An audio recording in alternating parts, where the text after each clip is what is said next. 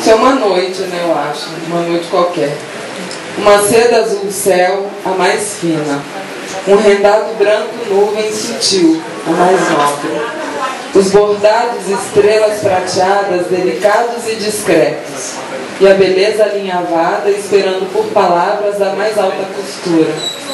Mas antes de qualquer descrição, todo o acabamento já estava perfeito. O pedaço de chita compunha o jardim, patchwork da diversidade, mosaico de todas as possibilidades.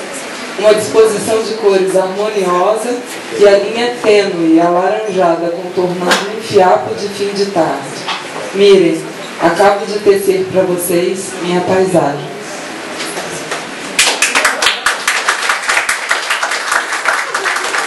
Esse aqui é um curtinho, é uma brincadeira de uma conversa que eu ouvi na rua, e aí eu escrevi isso aqui, acordei e escrevi. Eu não entendo essas pessoas que correm atrás da felicidade. Por acaso ela está correndo de alguém?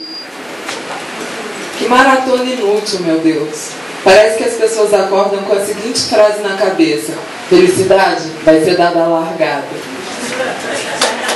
E aí, para complementar, porque tem gente que não entendeu, aí eu escrevi assim.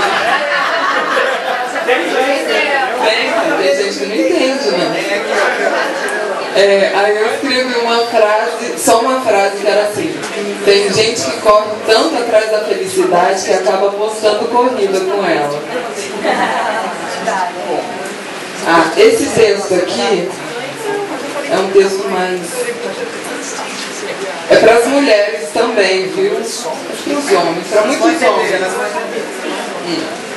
Frequenta o abandono quem vive um quase namoro, fantasia reciprocidade, aceita abraço frouxo, conversa sem olho no olho, ausência de carícia.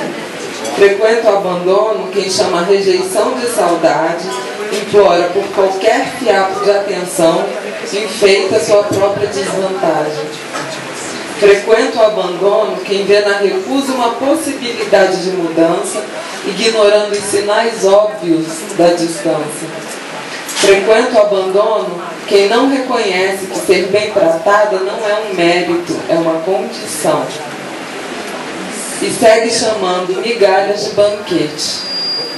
Frequenta o abandono com assiduidade quem se contenta com tão pouco que o outro, para mantê-la, descobre que pode dar cada vez menos.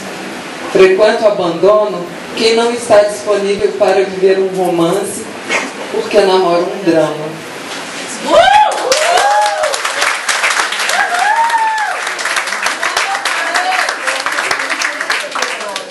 Essa aqui para fechar. São nervos expostos, mas também finíssimas tramas de teias. A palavra atropela a espera quando quer chegar, atravessa a história quando quer partir, e resume tudo em uma só frase para dizer o mais importante. Mas com toda a sua rochosidade, também pode se romper frágil, como um fio pendurado em um galho morto, enxotado por uma brisa indelicada e mais espessa. Nem sempre há suavidade no que é dito, mesmo quando o tema é a delicadeza. A beleza também contém violências quando se adentra com agressividade numa alma regalada, enquanto os olhos fechados. Um coração despreparado dispara facilmente quando a gente, tal qual sentimentos, existem palavras escuras, frias, impermeáveis para os olhos duros. E há as ansiosas, independentes e vaidosas para os olhares doces. Tudo requer admiração ou agonia, um punhado de um pouco de tanto. E eu poderia abreviar o meu dia assim, mas é só por agora. Os amanheceres guardam tons secretíssimos enquanto é noite. E além do mais, é apenas ainda.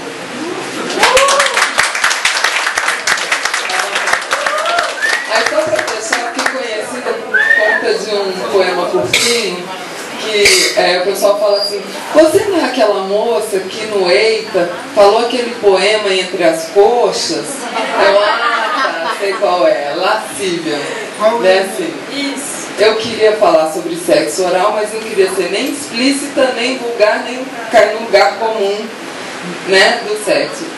E queria fazer uma coisa curta. Aí eu escrevi o seguinte: eu não vi o seu rosto, ele estava mergulhado entre as minhas coxas.